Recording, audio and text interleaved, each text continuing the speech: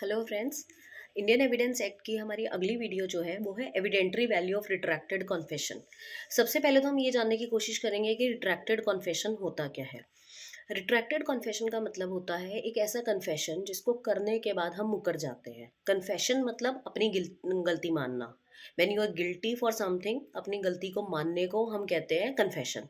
और retracted confession का मतलब होता है एक इंसान ने पहले तो कहा कि मैं अपनी गलती मानने को तैयार हूँ, उसने कन्फेस कर लिया कि हाँ ठीक है मेरी इससे गलती हुई है and I am ready to give my words in court also, जज के सामने भी मैं अपना कन्फेशन कर लूंगा। तो that is called refracted, that is called confession.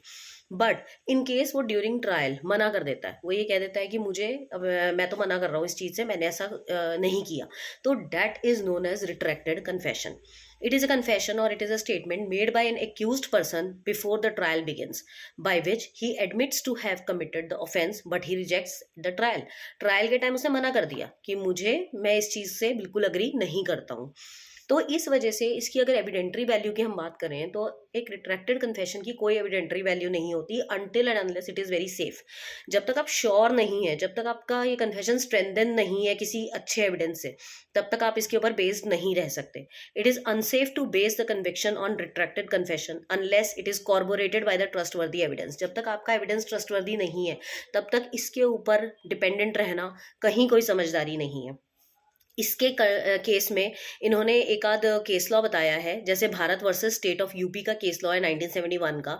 Justice Hidayatullah observe that a court might take into account the retracted confession but it must look for the reason for the making of confession as well as for retraction and must weigh both of them to determine whether the retraction affects the voluntary nature of confession or not.